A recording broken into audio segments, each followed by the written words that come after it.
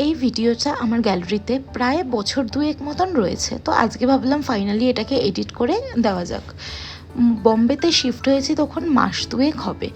আর আমার না ফুচকা খেতে খুব ভালো লাগে। তো বেশ কিছুদিন ছাড়াছাড়ি আমার মনে হয় একটু ফুচকা খাই। তো মাস দুয়েক এখানে প্রচণ্ড ব্যস্ততার কারণে বেরোনোও সেরকম একটা হয়নি, আর ফুচকাও খাওয়া হয়নি। তো ফাইনালি একদিন সন্ধ্যেবেলায় মনে হলো যে না, এবার একটু ফুচকা খেতে হবে।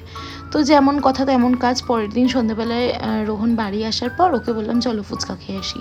ও আমাকে ওয়ার্ন করলো যে এখানে কিন্তু ফুচকাটা তুমি অন্যান্য জায়গার মতন পাবে না, এখানে ঘুগনি দিয়ে ফুচকা দেয়। তো আমি বললাম আজকে যাই দিক আমি ফুচকা খাবই। তো অ্যাজ ইউজুয়াল ওকে ইগনোর করে গেলাম ফুচকা খেতে। একটি ফুচকা খাওয়ার পরই আমি বুঝে গেলাম যে এটি আমার খাওয়ার মতন নয়। মানে সবার তো মুখের টেস্ট আলাদা আলাদা, তো আমার জন্য এটা নয়।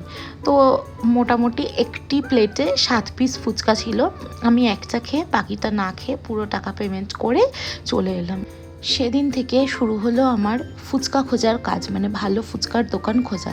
কিন্তু অনেক খোঁজার পরও সেটা খুঁজে পেলাম। অগত্যা ডিমার্ট থেকে একটা ফুচকার প্যাকেট কিনে নিয়ে এসে বাড়িতে ফুচকা বানিয়ে খাবো। তো ওই দিন সকালবেলায় ফুচকা খেতেই হবে এরম একটা মিশন নিয়ে নেমে পড়েছি। সকালে ব্রেকফাস্ট স্কিপ, দুপুরে লাঞ্চ বানাইনি, না কি প্রস্তুতি চলছে ফুচকা বানানোর।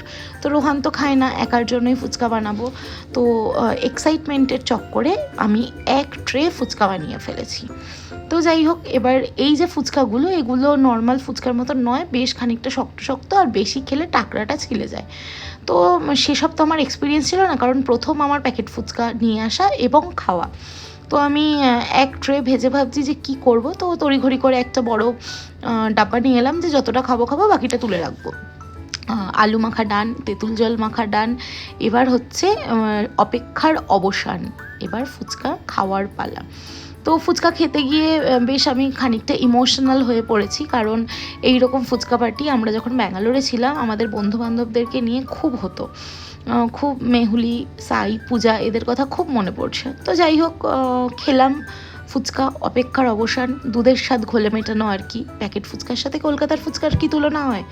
এই সময় আমার ঠিক ওই প্রবাদটা মনে পড়ছিল যে নাই মামার থেকে কানা মামা বেটার। তো যাই হোক, আমি ফুচকাগুলো খেয়ে নিই। টুডলস।